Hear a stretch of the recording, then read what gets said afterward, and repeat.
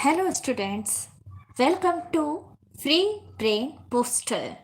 आज की वीडियो में हम देख रहे हैं इंस्ट्रक्शन सेट। इंस्ट्रक्शन सेट एक कंप्यूटर प्रोसेसर के लिए इंस्ट्रक्शंस का एक ग्रुप है जो प्रोसेसर को क्या करना है और कैसे करना है ये बताता है। इंस्ट्रक्शन सेट को लिखने का जो तरीका होता है उसमें दो मेजर कंपोनेंट्स होते हैं, ऑपकोड और ऑपरेंड।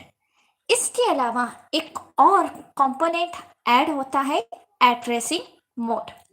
इससे पहले आप ISA यानी इंस्ट्रक्शन सेट आर्किटेक्चर को समझ लें। उसके बाद हम इंस्ट्रक्शन सेट को किस तरीके से लिखा जाता है देखेंगे। इंस्ट्रक्शन सेट आर्किटेक्चर जो है, बेसिकली आप यहाँ डायग्राम में देख पा रहे होंगे, हार्डवेयर और सॉफ्टवेयर के बीच में एक ब्रिज की तरह काम करता है आपका ISA। यहाँ जितने भी आपको हार्डवेयर नजर आ रहे हैं,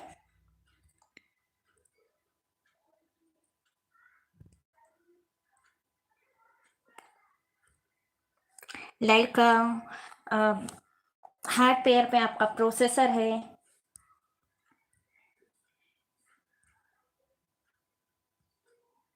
है ना, प्रोसेसर है, मेमोरी, IO सिस्टम, इसके नीचे data path, digital logic design, circuit design, ये सभी आपके हार्डवेयर्स हैं। और वही दूसरी ओर सॉफ्टवेयर है, software compiler, assembler, linker, application, operating system, device drivers और शेड्यूलर। एक एक मिनट के अंदर मैं इन चीज़ों को डिफाइन कर लेती हूँ कि ये है क्या। प्रोसेसर, मेमोरी, IO सिस्टम आप सभी जानते होंगे, है ना। डिजिटल लॉजिक क्या होती है ये भी आपको मालूम है। सर्किट डिजाइंस, जो अलग अलग जो हमारे कंपोनेंट्स होते हैं हमारे सिस्टम के बीच, उनको कैसे एक दूसरे से इंटरेक्ट कराना है, इसके लिए इनके बीच में कनेक्शन इस्टेब्लिश किए जाते हैं। ओके, अब अगर हम सॉफ्टवेयर की बात करें तो ऑपरेटिंग सिस्टम एक तरह का इंटरफेस है ना। इसी की हेल्प से हमारा सारा सब कुछ मैनेज होगा। ओके, ऑपरेटिंग सिस्टम में ही linker, loader, scheduler, device drivers, ये सभी कुछ मैनेज होती हैं। कंपाइलर, जो आप प्रोग्रामिंग कोड लिखते हो, C++ हाई लेवल लैंग्वेज की, उन्हें कंपाइल करने का काम कंपाइलर में होता है। और ये कंपाइल किस लैंग्वेज में होती है? मशीन कोड में, जिसे हमारा सिस्टम समझता है। असेंबलर, पिछली वीडियो में मैंने आपको असेंबली लैंग्वेज के बारे में बताया था। इस लैंग्वेज को ही ट्रांसलेट करते हैं मशीन कोड में असेंबलर की हेल्प से। ओके, तो ये सारे सॉफ्टवेयर और हार्डवेयर हैं, इनके बीच में ब्रिज बनेगा आपका ISA। अब ये ISA कैसे लिखा जाता है,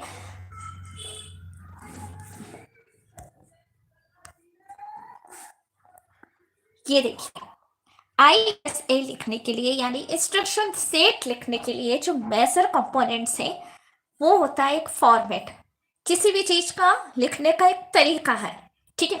इंस्ट्रक्शन का जो फॉर्मेट होता है जिसमें opcode, operands and addressing mode शामिल होते हैं।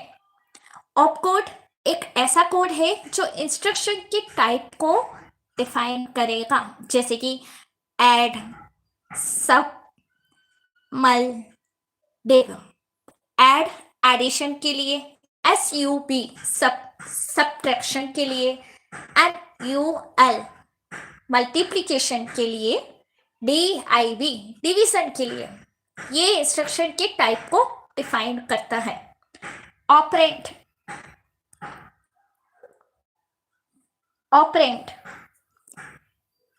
जो डेटा जिस पर इंस्ट्रक्शन अप्लाई हो रहा है उसे ऑपरेंड में रखा जाएगा। एड्रेसिंग मोड एक ऐसा तरीका है जिसमें प्रोसेसर को बताया जाता है कि ऑपरेंड्स को कैसे एक्सेस करना है। ये नेक्स्ट वीडियो में एड्रेसिंग मोड के अलग अलग टाइप्स होते हैं, वो भी मैं आपको बताऊंगी कि किस किस तरीके से हम डेटा को एक्सेस करते हैं। Okay.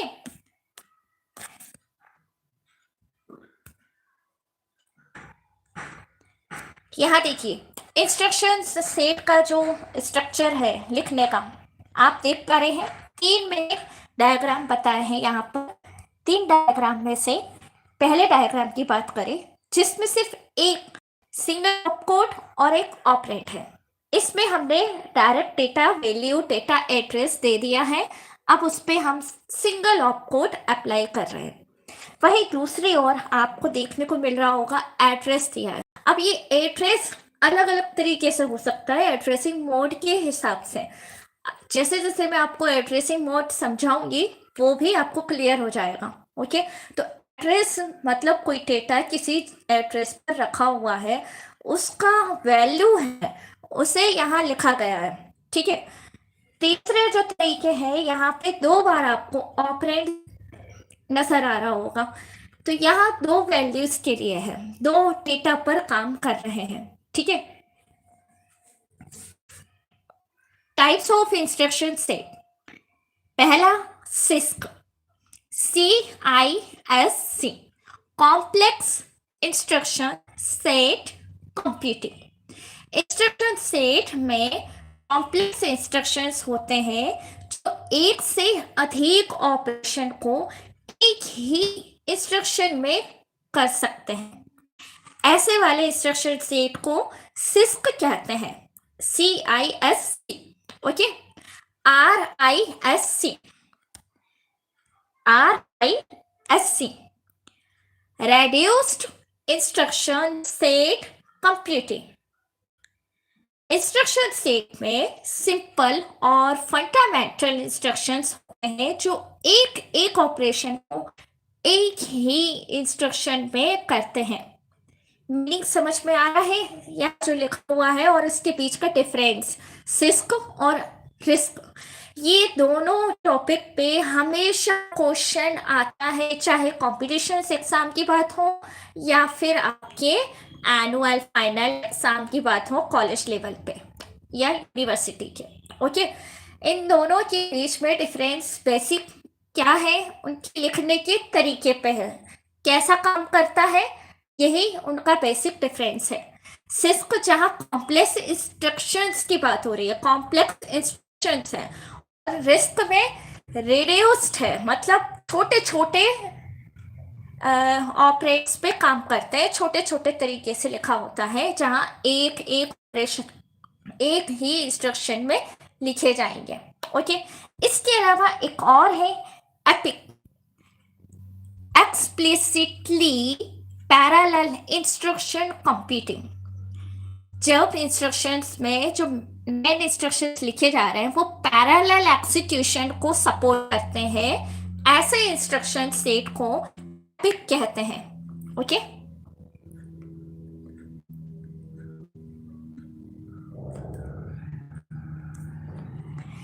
Examples of instruction set बात करें तो यहाँ पर एक है आपका micro processor 86।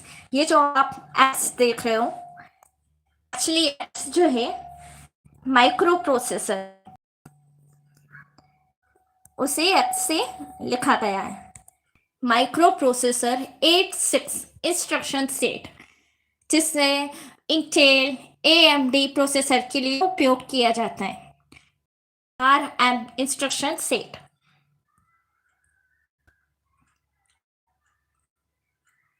ARM instruction set जिसे ARM प्रोसेसर के लिए यूज करते हैं।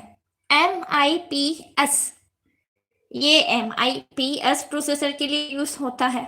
ठीक है, आपके जनरली जो लैपटॉप है डेस्कटॉप है उनमें आपने अधिकतर ये इंटेल और AMD आराम से देखे होंगे, लेकिन इसके अलावा ये दो भी होते हैं, ये अपने अपने टास्क करते हैं। Okay, importance of instruction set. Processor design, instruction set processor design के लिए काफी इंपॉर्टेंट है। सॉफ्टवेयर डेवलपमेंट, सॉफ्टवेयर डेवलपमेंट के लिए भी instruction set important role play करते हैं। परफॉर्मेंस इससे हमारा कंप्यूटर का परफॉर्मेंस जो है काफ़ी बेहतर होता है। आई होप आपको इंस्ट्रक्शन सेट के बारे में काफ़ी कुछ समझ में आ गया होगा। नेक्स्ट वीडियो में हम मिलेंगे नए टॉपिक के साथ। तब तक के लिए अभी तक अगर आपने चैनल को सब्सक्राइब नहीं किया है तो चैनल को सब्सक्राइब करें। वीडियो कैसा लगा, डाउट्स कितने क्लियर हुए हैं, अगर कोई और भी डाउट है तो आप कमेंट सेक्शन में ज़रूर पूछ सकते हैं। Thank you very much.